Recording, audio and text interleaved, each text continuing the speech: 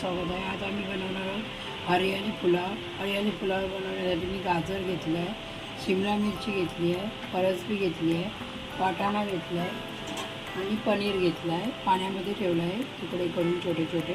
कोथिंबीर, आलं आणि मिरची घेतली आहे मिक्सरला लावून. हे बघा बारीक पेस्ट करून. पाण्याचा वापर करायचा नाही आहे त्यामध्ये. इथे तेल घेतलं आहे 2 पळी. पण घेतलं होतं आपण कोथिंबीर, आलं, मिरची ते घालून घेऊया, करून घेऊया. पेस्ट घालून घेतली आहे, पाण्याचा वापर केला नाही आहे. आता व्यवस्थित मिक्स करून घेऊया. हे बघा भाज्या घालून घेऊया सर्व आणि व्यवस्थित असं परतून घेऊया आणि 5 मिनिटं अशा मी शिजून घेणार आहे भाजी. 5 मिनिटं झालेली आहेत आणि ही भाजी आहे ना लवकर शिजते 5 मिनिटामध्ये. ही बघा शिजून तयार झाली आहे. आता मीठ घालून घेऊया आपण. चवीनुसार मिठाचा वापर करायचा आहे. जेवणाचा फूड कलर असेल हिरवा तर तुम्ही हिरवा कलर वापरू शकता. 1 चिमटी घालून घेऊया.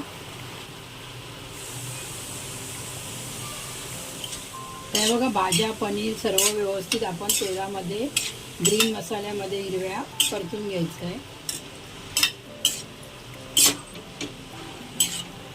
तर हे बघा हिरव्या मसाल्यामध्ये परतून घेतलं आहे. बघू शकता हे बघा मी फूड कलर घातला आहे हिरवा. तर तुमच्याजवळ असेल तर 1 चिमटी वापर करा.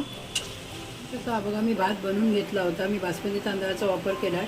तुमच्या घरी कोणताही तांदूळ असेल त्याचा तुम्ही वापर करू शकता. आपण भात घालून घेऊया. बघा तसा बघा मी भात घालून घेतला आहे आणि आता आपण व्यवस्थित एकजीव करून घ्यायचं आहे, मिक्स करायचं आहे. हा बघा हरियाणी पुलाव तयार झाला आहे. तर तुम्ही हे रक्षाबंधनसाठी बनवू शकता. साधी सोपी रेसिपी आहे.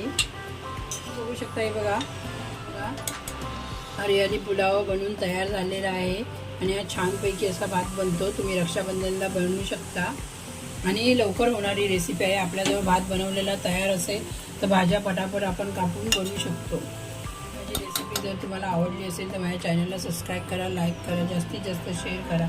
धन्यवाद.